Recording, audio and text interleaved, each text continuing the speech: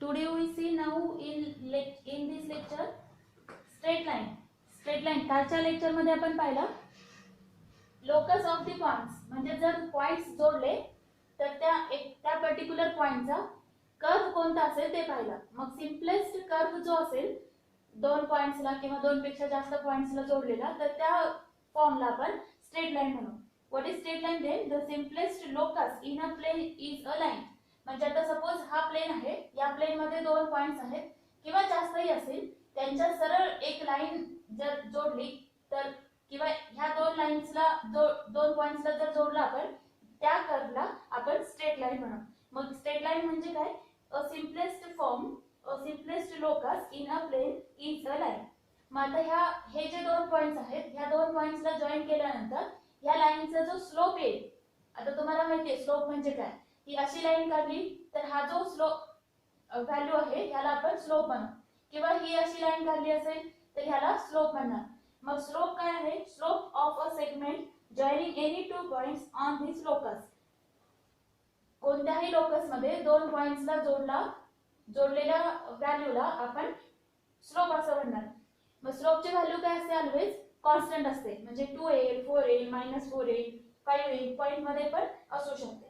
Now if we draw this line in the XY plane, म्हणजे x आणि y axis काढून जर आपण ही लाईन ड्रॉ केली, कुठेही असू शकते ही लाईन, तर ही लाईन x ला ज्या पॉइंट मध्ये इंटरसेक्ट करते त्या पॉइंटला त्या लाईनचा इंटरसेक्शन पॉइंट म्हणायचा, आणि y ला जिथे ती इंटरसेक्ट करते त्या पॉइंटला त्या लाईनचा y इंटरसेप्ट म्हणायचा.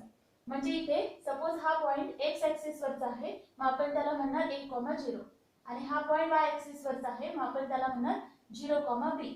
म्हणजे x आणि y ऍक्सिस वरचे त्या लाईनला इंटरसेक्ट केलेले पॉइंट्स म्हणजे x इंटरसेप्ट आणि y इंटरसेप्ट आहे. मग हे जे x इंटरसेप्ट आणि y इंटरसेप्ट आहेत ते 0 पण असू शकतात, पॉझिटिव्ह पण असू शकतात आणि निगेटिव्ह पण असू शकतात. म्हणजे सपोज ही लाईन जर ह्या बाजूला असेल तर हा पॉइंट येणार -a,0, म्हणजे निगेटिव्ह पण असू शकतो. समजा आपण x ऍक्सिस वरच एखादी लाईन काढली तर हा जो पॉइंट येईल किंवा x ऍक्सिस वरचा जो पॉइंट येईल किंवा हा ओरिजिन जो पॉइंट येईल तो 0,0 आहे. म्हणजेच कोणत्याही लाईनचा इंटरसेक्शन हा 0 पण असू शकतो, पॉझिटिव्ह पण असेल किंवा निगेटिव्ह पण असेल. मग आता आपण बघू इन्क्लिनेशन. इन्क्लिनेशन म्हणजे काय? जर एखाद्या लाईनने पॉझिटिव्ह x ऍक्सिसला केलेला अँगल, पॉझिटिव्ह x ऍक्सिसला केलेला angle, that is known as inclination. म्हणजे आता सपोज ही लाईन आपण कन्सिडर केली तर ह्या लाईनने पॉझिटिव्ह x ऍक्सिस सोबत केलेला angle, that is known as inclination. Inclination म्हणजे आता थोडक्यात आपण म्हणू अँगल. आता सपोज ही सेकंड लाईन कन्सिडर केली तर ह्या लाईनचा पॉझिटिव्ह x ऍक्सिस सोबत केलेला अँगल म्हणजेच काय आहे? इन्क्लिनेशन. हा उलटा अँगल आपल्याला घ्यायचा नाही. Suppose we draw one line that is ही अशी, तर ही जरी लाईन काढली तरी आपल्याला पॉझिटिव्ह x ऍक्सिस सोबत झालेला अँगल आपल्याला कॅल्क्युलेट करायचा. That means we get inclination of the line, that is angle made by the line with the positive x axis. मग आता तुम्ही जर हा अँगल थीटा कन्सिडर केला आणि ह्याचा टॅन रेशो घेतला, टॅन थीटा म्हणजे ही जी कोणतीही व्हॅल्यू असेल, 30 असेल, 45 असेल, 150 असेल, 135 असेल, तर त्याचा टॅन रेशो जर आपण कॅल्क्युलेट केला तर त्या टॅन थीटाला आपण म्हणणार slope. That is very important for this chapter. Slope म्हणजे त्या लाईननी एक पॉझिटिव्ह x ऍक्सिसला केलेला अँगल आणि त्याचा tan ratio, that is known as the slope. म्हणजे आता इथे आपल्याला एक सिंपल फॉर्म्युला मिळालाय, that is slope is denoted by m and is equal to tan theta. What is slope is equal to then tan theta. मग x ऍक्सिसचा slope काय असेल? x axis म्हणजे काय आहे? एक हॉरिझॉन्टल लाईन आहे. मग आपण स्लोप काढण्यासाठी कॅल्क्युलेट काय करतो? x ऍक्सिस सोबत केलेला अँगल कॅल्क्युलेट करतो. मग आता x ऍक्सिस सोबत केलेला अँगल काय आहे? 0 आहे. म्हणजेच tan 0 ची व्हॅल्यू 0, म्हणजेच x ऍक्सिसचा स्लोप काय येणार? ऑलवेज 0 येणार. Slope of x axis is 0. आता सपोज x ऍक्सिसला पॅरलल लाईन्स आपण ड्रॉ केल्या. Suppose this one is line parallel to x axis. मग ही जी लाईन आहे ती एक्स ऍक्सिसला अँगल तयार करते का? नाही, ती एक्स ऍक्सिसला इंटरसेक्टच करत नाही. मग जेवढ्या पण आपण एक्स ऍक्सिसला पॅरलल लाईन्स ड्रॉ करू त्या सगळ्या लाईन्स एक्स ऍक्सिसला अँगल करतच नाहीत, अँगलला इंटरसेक्टच करत नाहीत. म्हणजेच याचा अर्थ सगळ्या लाईन्स ज्या पॅरलल आहेत एक्स ऍक्सिसला त्याचाही स्लोप काय असतो? 0च असतो. आता आपण बघू वाय ऍक्सिसचा स्लोप. हा वाय ऍक्सिस एक्स ऍक्सिसला एक्झॅक्टली 90 डिग्री मध्ये इंटरसेक्ट करतो. 90 डिग्री म्हणजे परपेंडिक्युलर आहे. मग वाय ऍक्सिस जर एक्स ऍक्सिसला परपेंडिक्युलर असेल तर वाय ऍक्सिस एक्स ऍक्सिसला 90 डिग्री तयार करतो. मग आता हा 90 डिग्री जर इथे पुट केला तर स्लोप काय येणार? tan 90. आणि आपल्याला माहिती आहे tan 90 ची व्हॅल्यू नॉट डिफाइन आहे, म्हणजे आपण ती डिफाइन करू शकत नाही. म्हणजेच याचा अर्थ y ऍक्सिस चा स्लोप काय आहे? नॉट डिफाइन आहे. We can't define, not define. Similarly if we take all parallel lines with y axis, जर y ऍक्सिस ला आपण पॅरलल लाईन्स ड्रॉ केल्या तर त्या सगळ्या लाईन्स x ऍक्सिस ला 90 डिग्री मध्ये इंटरसेक्ट करतात, परपेंडिक्युलर असतात. म्हणजेच याचा अर्थ सगळ्या लाईन्स ज्या y ऍक्सिस ला पॅरलल आहेत त्यांचा पण स्लोप काय येणार? नॉट डिफाइन येणार. म्हणजे तो स्लोप आपल्याला कॅल्क्युलेट करता येणार नाही. म्हणजे बघा आता आपल्याकडे स्लोपचा स्टँडर्ड फॉर्म्युला आहे, that is slope equal to tan theta. Then slope of x axis is 0. Also slope of parallel lines which are parallel to x axis also 0. Slope of y axis not defined, and all lines which are parallel to y axis that have slope also not defined. Now we see when a line passing through two points, म्हणजे दोन points मधून जर line pass होत असेल, तुम्हाला angle माहिती नाहीये पण त्या लाईन्सचे दोन पॉइंट्स माहित असतील तर स्लोप कसा काढायचा? Now we see when a line passing through two points, म्हणजे इथे सपोज दोन पॉइंट्स दिलेले आहेत. एक आहे A x1, y1 and B x2, y2 and we know only two points. आपल्याला अँगल इथे माहिती नाहीये तर आपल्याला tan थीटा म्हणजे स्लोप काढता येईल by using a simple formula y2 y1 divided by x2 x1. y2 y1 divided by x2 x1. म्हणजे जरी अँगल माहिती नसेल आणि त्या लाईनचे दोन पॉइंट्स, त्या लाईन मध्ये असलेले दोन पॉइंट्स किंवा ती लाईन ज्या दोन पॉइंट्स मधून पास होते ते दोन पॉइंट्स जर आपल्याला माहिती असेल तर आपण slope is equal to y2 y1 x2 x1 ह्या फॉर्म्युल्याने काढू शकतो. Now we see when two lines are parallel. आपल्याला माहिती आहे पॅरलल म्हणजे काय? समांतर. दोन लाईन्स जर पॅरलल असतील तर त्या दोन्ही लाईन्स एक्स ऍक्सिसला इक्वल इन्क्लिनेशन म्हणजे इक्वल अँगल तयार करणार. मग इक्वल अँगल तयार करणार म्हणजे याचा अर्थ त्यांचा स्लोप काय असणार? सारखा असणार. That means when two lines are parallel they we say that m1 is equal to m2 means slope of first line is equal to slope of second line. दोन्ही लाईनचा स्लोप कसा आहे? सेम आहे.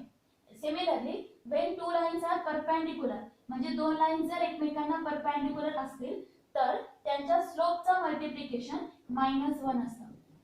Then slope of first line into slope of second line is equal to -1. म्हणजे दोन्ही स्लोपचं multiplication -1 असतं जेव्हा दोन लाईन्स परपेंडिक्युलर असतील. किंवा आपण ह्याला असंही लिहू शकतो m1 is equal to -1 upon m2. m1 is equal to -1 upon m2. म्हणजे जर एका लाईनचा स्लोप दिलाय तर परपेंडिक्युलरच्या कंडिशननी आपल्याला दुसऱ्या लाईनचा स्लोप काढता येईल. मग आता एकदा रिवाइज करू आपण. चॅप्टर मध्ये काय पाहिलं? स्ट्रेट लाईन मध्ये locus. What is locus? Locus is a simplest, straight लाईनचा लोकस आपण बघू.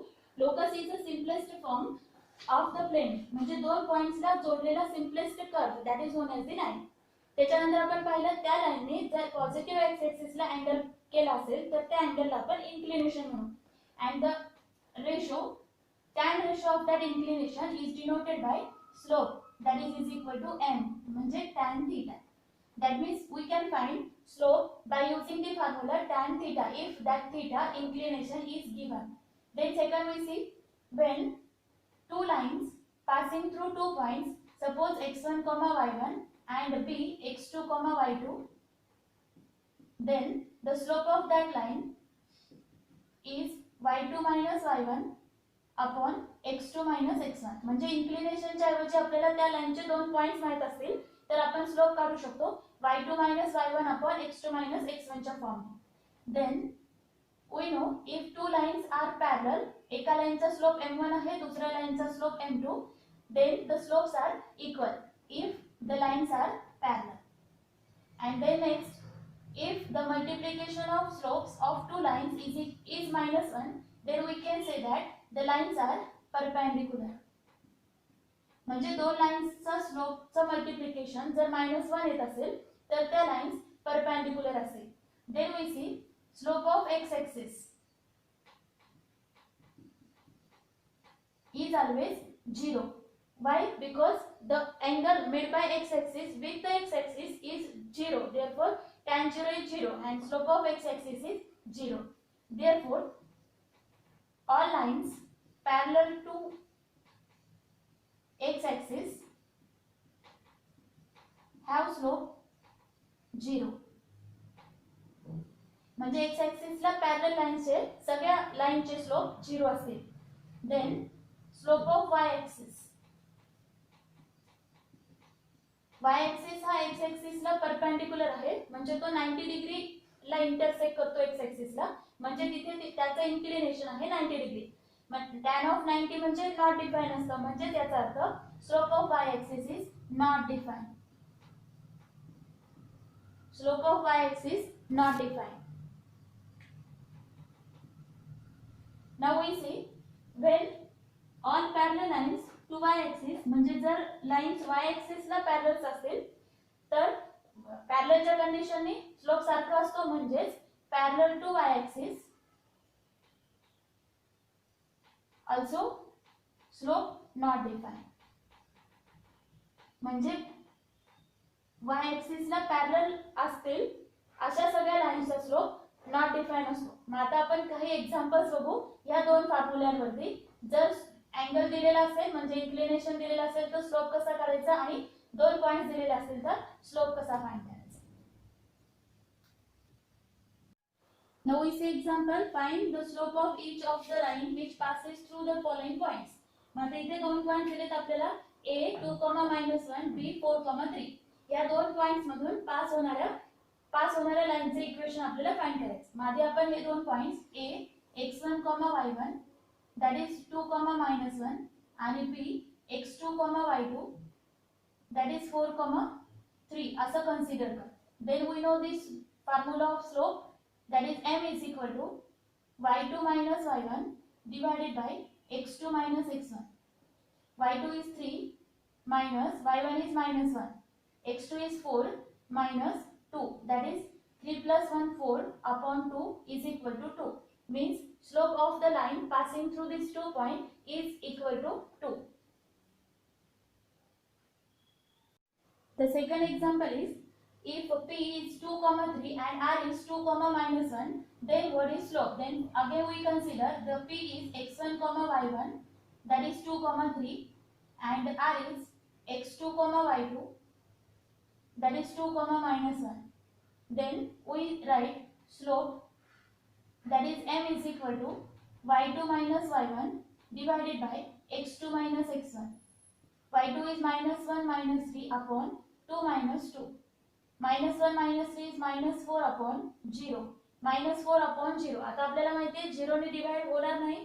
जर 0 डिनॉमिनेटरला असेल कोणत्याही टर्मच्या तर आपण त्याला म्हणतो नॉट डिफाइन.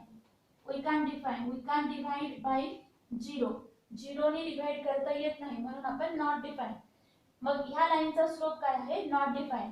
मग ही लाईन याचा अर्थ याच्यावरून आपल्याला काय सांगता येईल? नॉट डिफाइन आहे म्हणजे ही लाईन x ऍक्सिस ला परपेंडिक्युलर आहे किंवा ही लाईन y ऍक्सिस ला पॅरलल आहे. मग याच्यावर हे असेच क्वेश्चन्स आपल्याला एमसीक्यू मध्ये विचारले जातात. आता इथे नॉट डिफाइन आहे तर आन्सर मध्ये नॉट डिफाइन असणार नाही. त्याच्यावरचे ऑप्शन्स कसे असतील? Parallel to x axis, parallel to y axis, perpendicular to x axis. मग त्याच्यापैकी आपल्याला एक आन्सर लिहायचं. What is here? ही लाईन y ऍक्सिस ला पॅरलल आहे किंवा x ऍक्सिस ला परपेंडिक्युलर आहे. Now next example is, if x and y intercept of a line L are 2 and 3 respectively, then find the slope of line L. म्हणजे आता इथे exactly दोन points देण्याच्या ऐवजी ती लाईन x इंटरसेप्ट x ला कुठे आणि y ला कुठे इंटरसेप्ट करते ते दोन पॉइंट्स दिलेले आहेत. म्हणजे बघा इथे suppose these are x and y axis. X ऍक्सिसचा 2 आणि वाय ऍक्सिसचा 3 असे दोन इंटरसेप्ट आहेत. लाईन पास होतीये या दोन इंटरसेप्ट मध्ये. मग आता हा पॉइंट आहे 2 म्हणजे इथे आपल्याला लिहिता येतं 2,0 आणि हा पॉइंट आहे 3 म्हणजे वाय ऍक्सिसचा आहे म्हणून 0,3. म्हणजे आपल्याला दोन पॉइंट्स मिळाले. एक x1 y1 we consider as 2,0 and second is x2 y2 we consider as 0,3 and therefore our slope is y2 minus y1 upon x2 minus x1, that is 3 minus 0 upon 0 minus 2 is equal to minus 3 upon 2. म्हणजे दिलेल्या intercept वरून आपण दोन points घेतले. दोन पॉइंट्सला x1 y1 आणि x2 y2 consider केला आणि फॉर्म्युला लिहून स्लोप फाइंड केला, that is -3/2. Next example is find the slope of line whose inclination is 30 degree. आता इथे inclination म्हणजे अँगल दिलेला आहे 30 डिग्री. त्या लाईनने पॉझिटिव्ह x ऍक्सिस सोबत केलेला. म्हणजे इथे आपण कन्सिडर करणार given theta is equal to 30 degree. Then if theta is given, we know that slope is equal to, that is m is equal to only tan of theta. म्हणजे त्या थीटाचा tan ratio घ्यायचा, that is the tan 30 degree.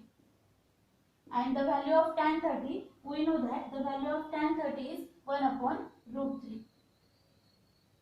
Now one example again. Find the slope of line whose inclination is pi by 4.